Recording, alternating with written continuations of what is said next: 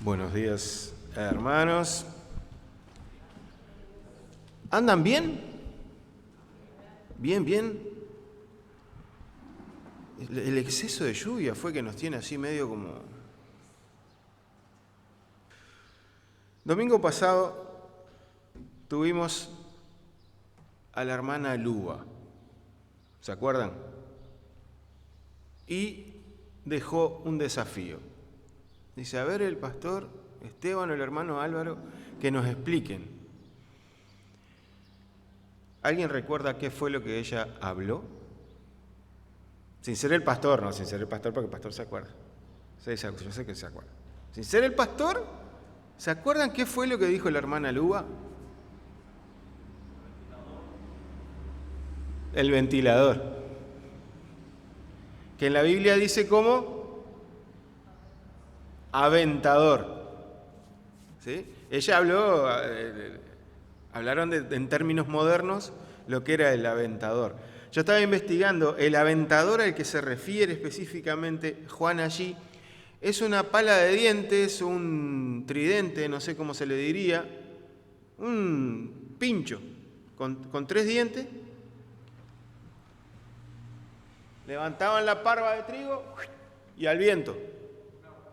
Una horquilla. En Uruguay le decimos pala de dientes.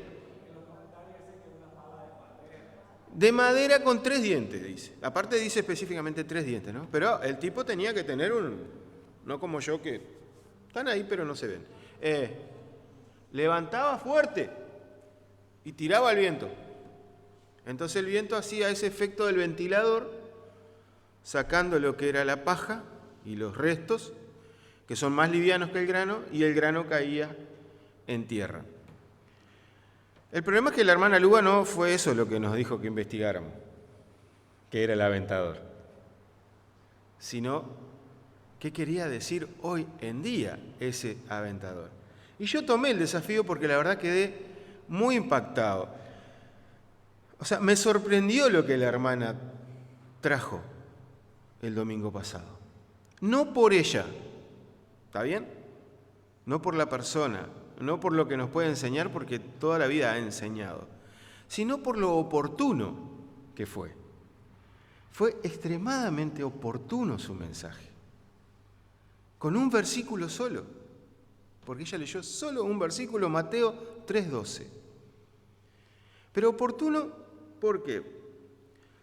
Sin ser este domingo anterior que estuve predicando sobre las estaciones, que espero que les haya quedado algo y hayan estado analizando su vida frente a eso.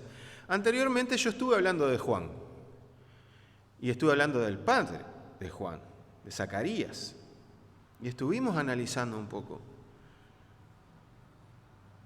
Mi intención, cuando me paro aquí adelante frente a ustedes, es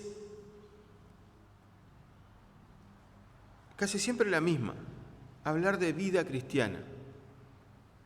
El pastor nos va a hablar de evangelismo y nos va a hablar de hay un nombre nuevo en la gloria, ¿sí?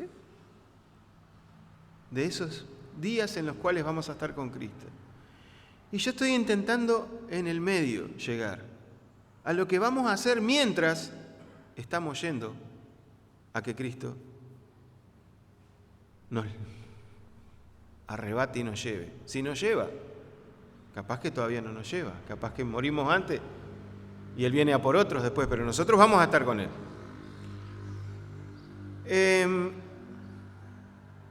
Este pasaje que la hermana Luba leyó es muy interesante.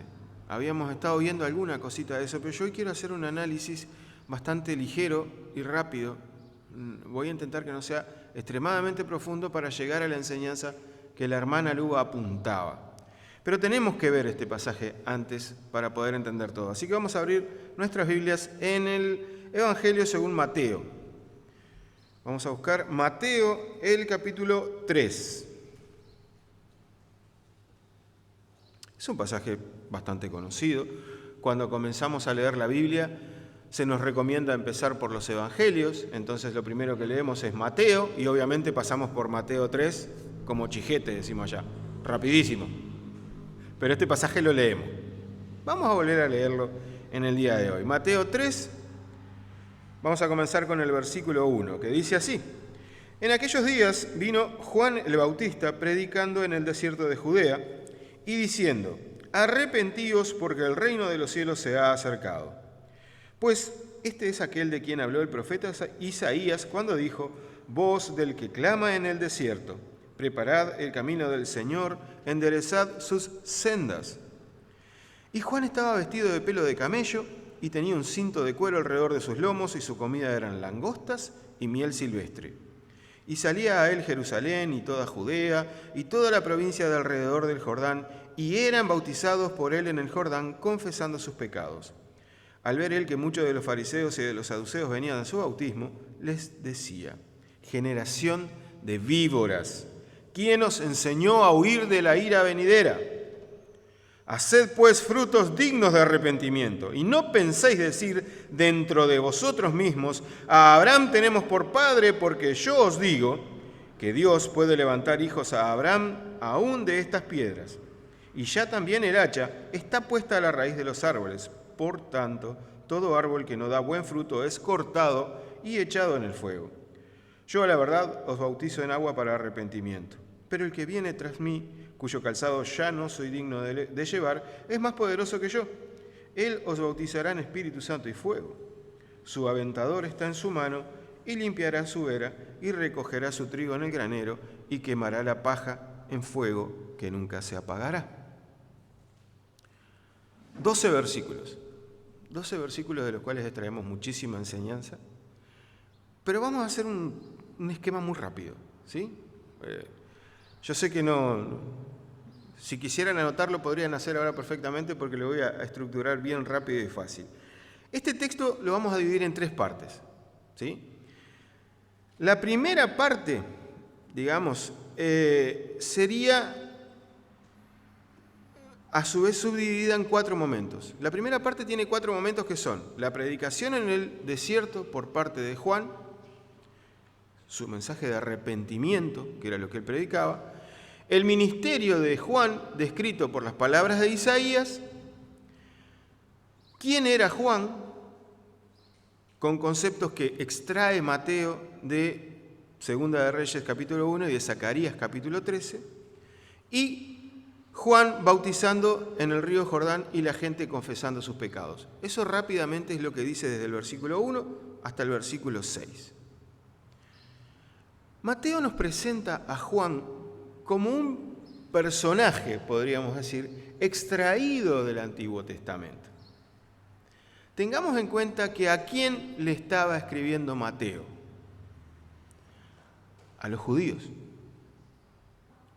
Entonces, él está intentando explicarle a los judíos y hacerles entender a los judíos que se sintieran familiarizados con lo que él está describiendo aquí. Juan está siendo profetizado en el Antiguo Testamento y él tiene todas las características de los profetas del Antiguo Testamento.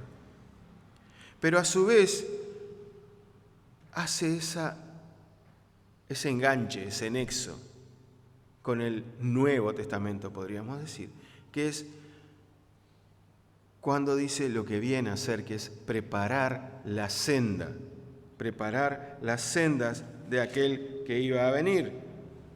Preparad el camino del Señor, enderezad sus sendas. Está hablando de el Mesías, de Cristo. Juan es ese personaje intermedio, une toda la historia del pueblo hebreo con todo el futuro de la humanidad, con el Mesías.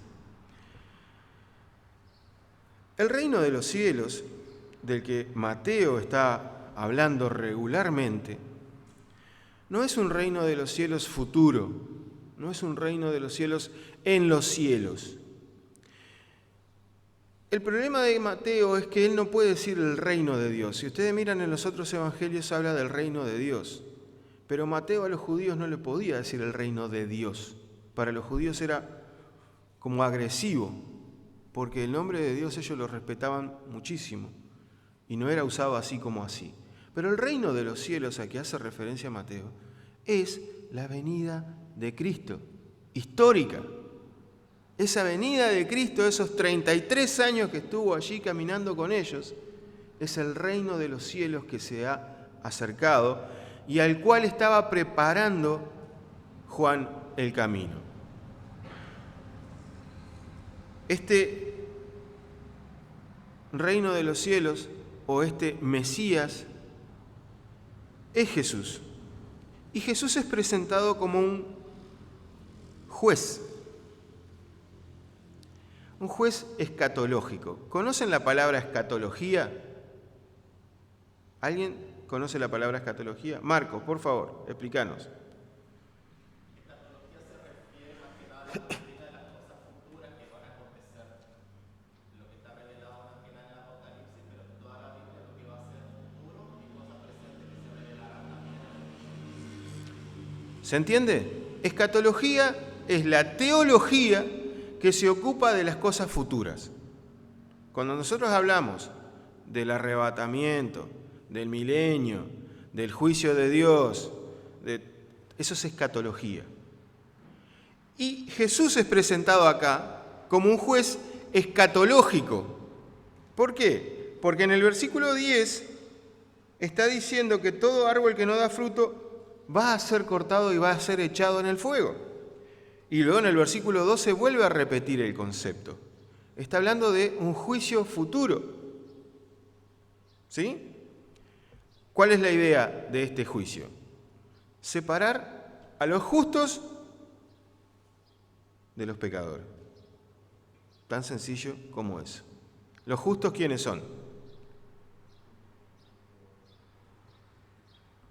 Los justificados por fe. No los que se creen justos, no los que se creen buena gente. Los que han sido justificados por la fe en Cristo, su iglesia. ¿Sí? Hemos llegado a Él en arrepentimiento, en confesión de pecado y hemos sido limpiados por la sangre de Cristo. Esos son los justos. El resto son los que van a ser echados al fuego. Radical, pero es así. ¿Sí? Ahora, otro punto que hay acá es lo que predicaba Juan. Estoy yendo muy rápido, ¿sí? Porque no quiero concentrarme en esto, quiero ir más a una parte final. Pero veamos rápidamente algunas cosas. Lo que predicaba Juan era el arrepentimiento. Pero, ¿cuál arrepentimiento predicaba Juan? Ay, sí, yo te hice tropezar, qué mal me siento. Pero fue sin querer. Y te caíste y te rompiste la nariz. Eso no es arrepentimiento. Eso sería remordimiento. O lo voy a poner más espiritual. Ay, volví a pecar. Qué pecador que soy. No tengo solución, no tengo forma, yo vivo pecando. Qué pecador que soy. Eso no es arrepentimiento. Puede ser remordimiento o puede ser actuación. El arrepentimiento es una palabra que tal vez en algún momento ustedes han escuchado, metanoia.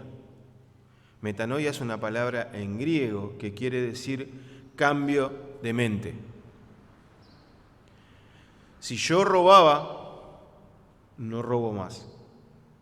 Si yo mentía, no miento más. Si yo era chismoso, ya no chismorreo más.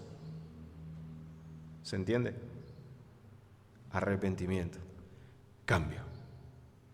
No hay dudas en cuanto a eso.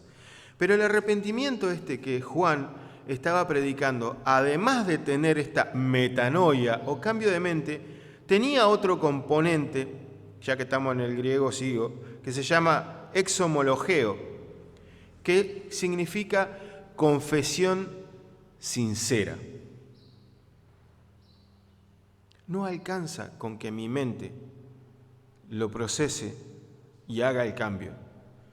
De alguna manera externa yo tengo que demostrar que eso está aconteciendo y que esa fue mi decisión. ¿De qué manera lo hacían acá? En el bautismo. El bautismo era la expresión externa, pública, de lo que pasó dentro. Porque tiene que ser público, porque tiene que verse, porque tiene que ser notorio. Por lo general, el día del bautismo, ¿qué es lo que hacemos? A ver, recuerden. Ahora tenemos clase de bautismo. Vamos a tener pronto hermanos que se van a bautizar. ¿Qué vamos a hacer ese día? Una fiesta vamos a hacer. Una fiesta vamos a hacer. Y por lo general, cuando hacemos fiesta, invitamos a todos los que puedan venir. Y nos vamos a la piscina del hermano Toli y todos contentos, y tocamos la guitarra y cantamos y los vemos entrar al agua y salir del agua y a veces hasta aplauden de contento y felices que están. Porque es público, porque tiene que verse, porque ellos quieren. ¿El bautismo salva? No. No salva el bautismo. Técnicamente es una ducha fría, por lo general, nada más. Pero tiene un significado externo de algo que realmente yo tuve en mi vida, que es mi cambio de mente, además de mi cambio de situación frente a Dios. Pasé de ser alguien al cual la ira suya iba a ser depositario, ahora a ser un hijo de Él. Y eso yo lo demuestro en el bautismo. Así que entonces los que venían allí a Juan, escuchaban lo que Juan estaba predicando, tomaban esa decisión de dejar de hacer lo que estaban haciendo y lo expresaban exteriormente bautizándose. Esa es la primera parte de este texto. La segunda parte de este texto hay como una contracara. ¿Quiénes aparecen en los versículos 7 al 9?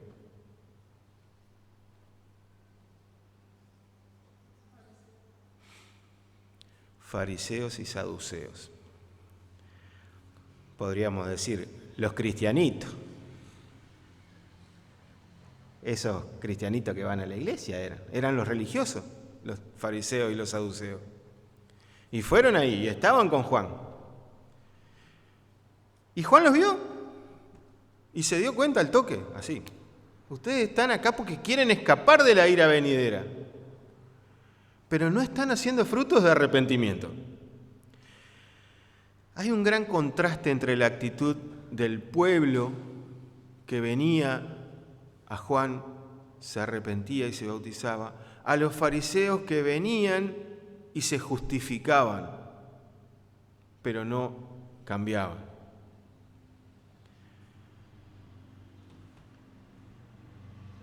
Generación de víboras. Así de una, le dice Juan. Eran hombres importantes estos saduceos y fariseos, no eran cualquier uno. Pero Juan, él tenía el Espíritu de Dios en él. Ya había sido profetizado antes de nacer, se le había dicho a Zacarías, su padre, que él iba a tener el Espíritu de Dios. Y con el Espíritu de Dios él tuvo la visión de quién eran estos y qué era lo que estaban haciendo allí. Técnicamente hoy hemos cambiado esta palabra, porque queda feo decir generación de víboras. Lo que decimos es hipócritas. Eran religiosos simplemente, simples religiosos. Cumplían rituales, tenían su liturgia, hacían sus sacrificios, se vestían como se suponía que debían vestirse, pero en su mente no había pasado nada, no hubo metanoia, no hubo cambio, no hubo arrepentimiento, tampoco una demostración externa de que algo así hubiera acontecido. Y menos aún, habían frutos. No habían frutos de ese arrepentimiento. Eran gente que hacían diferencia con los otros, se creían mejores que los otros, cuestionaban y juzgaban a los demás. No habían frutos de arrepentimiento en ellos. Qué contraste con la primera parte, ¿no? Con los que escuchaban el mensaje y cambiaban. Pero además, ellos tenían otro problema muy serio, porque era un error tremendo. Ellos tenían un problema que se llama etnocentrismo. ¿Qué es etnocentrismo? El poner su cultura por encima de todo el resto de las cosas. Etno, de etnia, de cultura, centrismo. Se basaban en eso para ellos creer que pertenecían a ese reino de Dios. ¿Por qué? ¿Qué era lo que ellos decían? A Abraham tenemos por padre. Somos hijos de Abraham. Somos judíos. Somos de la tribu de Leví, o de la tribu de Benjamín, o de la tribu de... ¿no? Con eso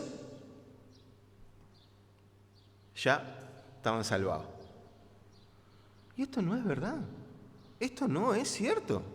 Ni para ellos, ni para nadie. Jairo no es salvo por ser el hijo del pastor Esteban. Jairo es salvo por su propia decisión y actitud, por su propio encuentro con Cristo. Nadie acá es salvo por pertenecer a el grupo de inmigrantes eslavos que vino hace un siglo atrás con su fe como única herramienta.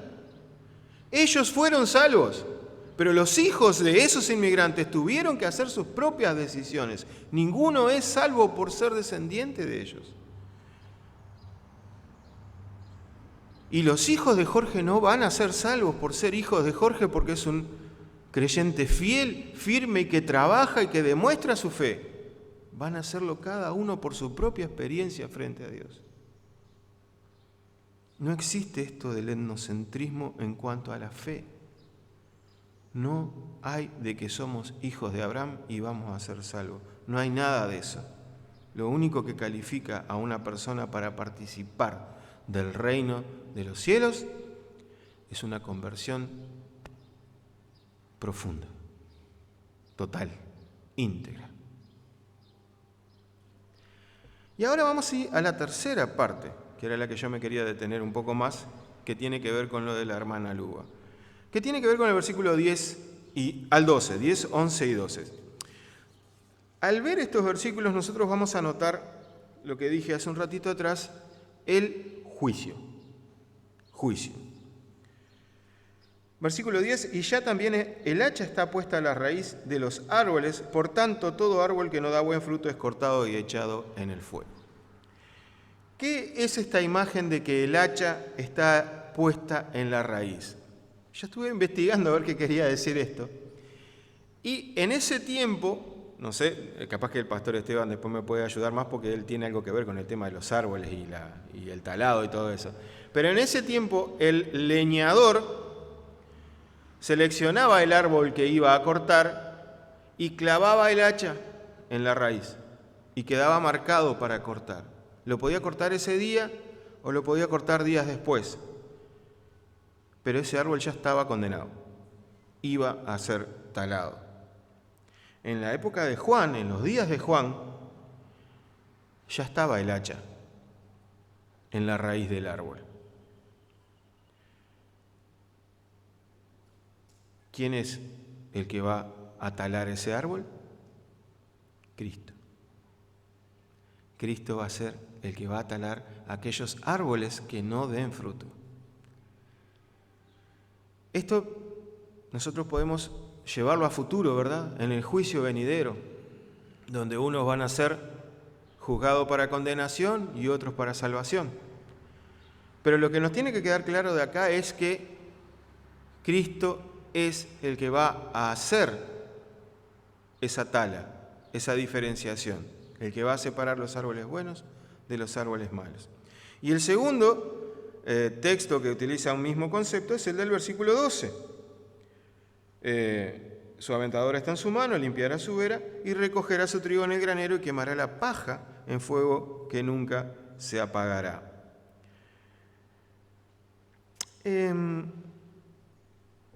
Vamos a ver un poquito lo siguiente. No todo lo que nosotros entendemos como escatológico o de futuro es realmente para el futuro. Ayer de tarde, mientras estábamos aprontándonos para venir a preparar las cosas para los hombres y eso, mi sobrina de Uruguay me manda un mensaje. Estaba con mi hermana, parece que estaban escuchando un predicador de España, un tal Sierra, que yo nunca lo he escuchado, y el hombre dijo que tenía que construirse el tercer templo para que viniera Cristo.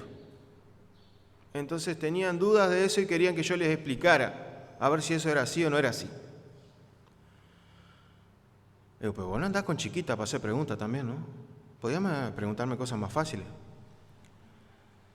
Y bueno, le di mi explicación acerca de ese tema, lo que yo entiendo a la luz de la Biblia, pero planteándole dos cosas que para ustedes también se las planteo, que ustedes se las lleven, las toman si las quieren o no, no es doctrina lo que yo estoy diciendo. Los temas que son dignos de ser discutidos, de hacer apologética, son los temas que tienen que ver con la salvación. Si alguien les viene a plantear otra salvación que no es por fe en Cristo, ustedes hagan como dice Pedro, presenten sus argumentos y contiendan con él. Si no es de salvación, no se gasten. No gasten saliva, no gasten palabras, no es necesario. Si no es de salvación, es al cohete discutir con alguien. Los temas de escatología o de tiempos futuros, hay demasiados profesionales del tema, vamos a ponerlos así. Gente que se dedica a eso. Y tantas personas hay como teorías hay. Por lo tanto, yo no voy a discutir de ese tema, porque es solo meterme en otra discusión más al cohete. Esa es la primera cosa. Pero lo otro, en cuanto a nosotros leer la Biblia, tengamos en cuenta que el libro de Apocalipsis, por ejemplo, es un libro que está escrito en forma de alegorías. No está escrito literal. ¿Por qué Juan escribe alegorías o ilustraciones? Por dos motivos. Uno de esos motivos es que él no podía decir directamente a los hermanos, recuerden que él estaba allí en la isla de Patmos y él tenía que enviar todo ese material que escribía a todas las iglesias que se habían desperdigado por el Imperio Romano, que estaban siendo perseguidas. Si él decía algo que los romanos interpretaran como peligroso, los iban a matar a todos los que recibían ese texto. Entonces él tenía que escribir como en clave, en código, podemos decirlo. Entonces muchas cosas están escritas así. Y por otro lado, Juan, las visiones que tiene, él no entiende lo que está viendo. Yo le decía a mi sobrina, imagínense, Juan llega ahora y me escucha hablando así de fuerte y no entiende cómo yo tengo una voz tan fuerte, porque él no conoce los equipos de sonido. O alguien va y le muestra su celular un video de su nietito bailando. Él no va a entender eso, porque en su época no había celulares, no había video, no había nada de eso. Entonces imagínense a Juan teniendo que explicar todo lo que vio. Entonces hay un montón de ilustraciones que él tenía que tratar de explicarla de la forma más sencilla. Por eso es tan complicado, tan complejo y tan discutible todo lo que podamos escuchar del Apocalipsis. Ahora, una cosa es, y eso sí es así, no todo lo que dice Apocalipsis es futuro. No todo lo que habla Juan es futuro. Juan está hablando de pasado, de su presente, de su futuro y de nuestro futuro. Él está hablando de todo eso. Y este pasaje que estamos leyendo hoy tiene que ver con el futuro, tiene que ver con el juicio de Dios que el pastor tanto nos ha hablado y predicado, tiene que ver con ese juicio final, pero tiene que ver con el hoy. Y esto es lo que quiero que hoy se lleven. Si nada de lo que yo dije antes ustedes van a recordar, no hay problema. Pero sí recuerden lo que voy a decir ahora, porque esto es lo importante de este texto.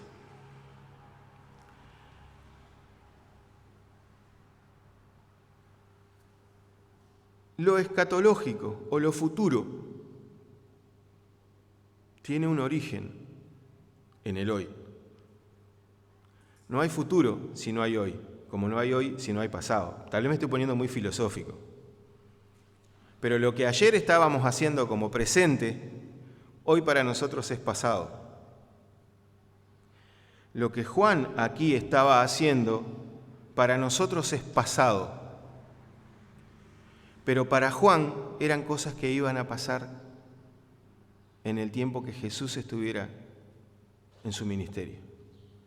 No tanto allá. Él todavía no hablaba de segunda venida.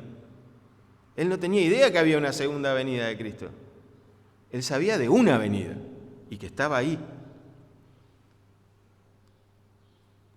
Entonces, pongámonos en el momento y en el contexto de Juan. Juan no puede estar hablando de una segunda venida acá si todavía estaba recién aconteciendo la primera. Ahora se nos complica. Si lo miramos así, se nos complica. Porque entonces el aventador, ¿cuál es la parva que está haciendo volar?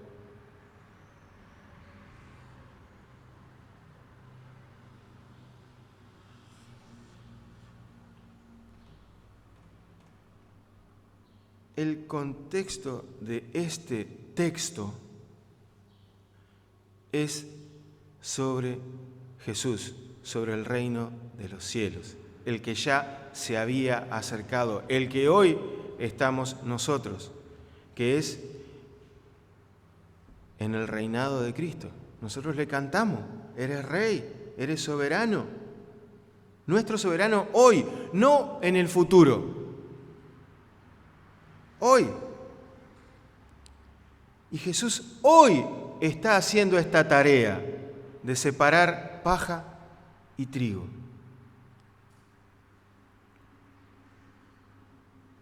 Entiendo los que se están moviendo en su asiento, porque es para ponerse nervioso.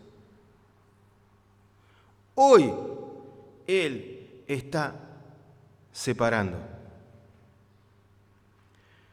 Juan 15,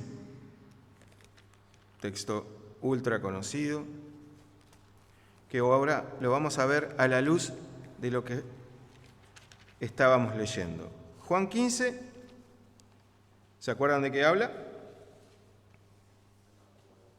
De la uva. De la uva habla. Dice el versículo 2, todo pámpano que en mí no lleva fruto, lo quitará. Y todo aquel que lleva fruto, lo limpiará para que lleve más fruto. ¿Quién va a hacer esto? ¿Qué dice el versículo 1? El Padre. ¿Cuándo?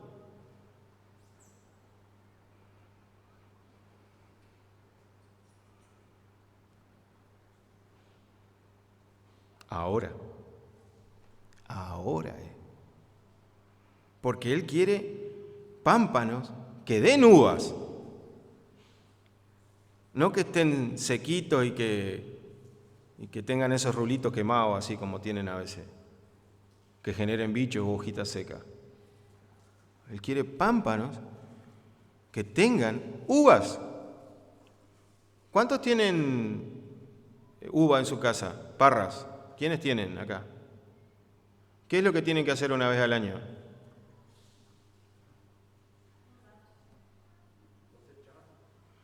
¿Limpiarlo? Si no lo limpia, podar. ¿Y qué hace con las ramas que poda? Es lo más parecido a Dios que he visto en mi vida. Así tal cual. Pero no esperan a esa cosecha futura para después limpiar las ramas que no sirven. ¿Por qué? Porque no dejan crecer a las otras. Porque no dejan dar fruto a las otras.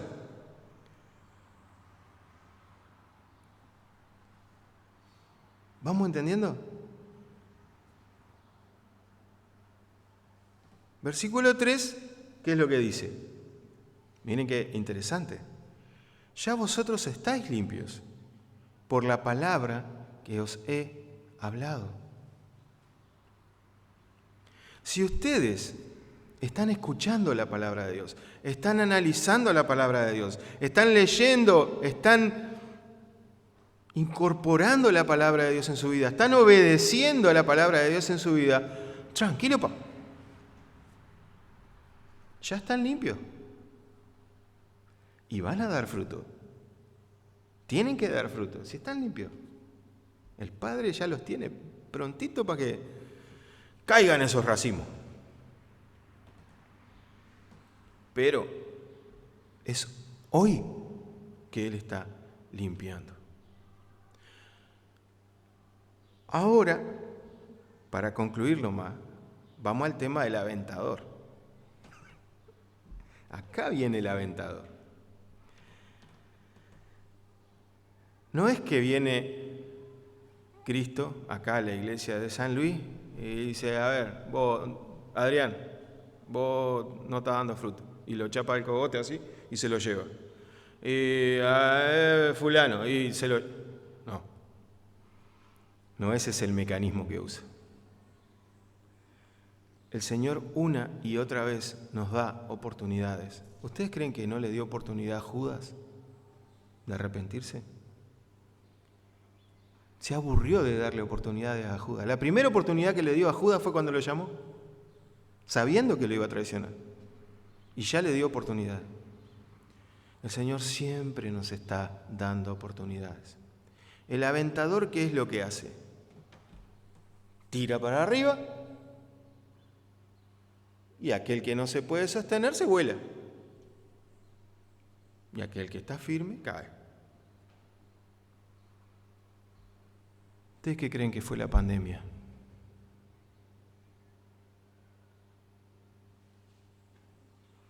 No sé si tenía 3 dientes la pandemia, o más dientes. Pero ¿cuántos volaron? Yo no estoy diciendo que la pandemia fue creación de Dios, obra de Dios, propósito de Dios, invento de Dios. No estoy diciendo eso. Yo no sé quién hizo el aventador que Juan decía. Sé que es un tiempo en el cual la iglesia está siendo depurada. Y aquel que no da fruto, no va a quedar. Porque aquel que no tuvo frutos, gozo, paz, paciencia, benignidad, fe, bondad, mansedumbre, templanza, no permanece. Porque ese es el fruto del Espíritu Santo. Si nos desesperamos, si nos llenamos de miedo, porque no confiamos en el Señor,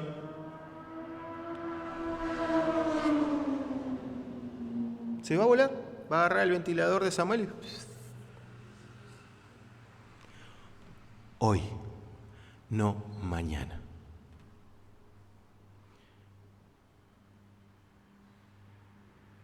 Realmente la profundidad que tiene este texto es tremenda. Y por eso me sorprendió Luga el domingo pasado. Porque yo ya la había escuchado veces anteriores, había leído poesías, había dicho otras cosas, pero era más, ¿cómo decirlo? Por lo general era de ánimo, cosas así. Pero ella lo del domingo pasado no fue de ánimo, fue de advertencia. Fue de parémonos, hermano, y analicemos nuestra vida. Hoy es la pandemia, años atrás fue la economía, y capaz años más atrás fue una crisis familiar, y tal vez en el futuro pueda ser otra cosa. Pero siempre van a haber momentos en los cuales el Señor a su iglesia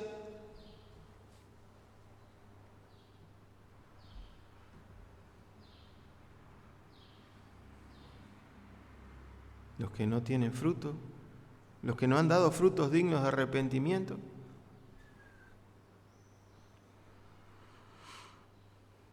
Hermanos, ya vosotros estáis limpios por la palabra que os he hablado. Gracias, Señor. Gracias por tu palabra. Gracias por tener quien nos enseñe tu palabra, quien nos predique tu palabra. Gracias, porque por tu palabra estamos limpios. Pero si alguno no está aún firme, aferrado a la palabra de Dios, no a la Biblia, no porque se compró una Biblia que pesa 700 kilos y nadie la va a mover, no. Aferrado a lo que dice, atendiendo, entendiendo y haciendo. Si eso no pasa,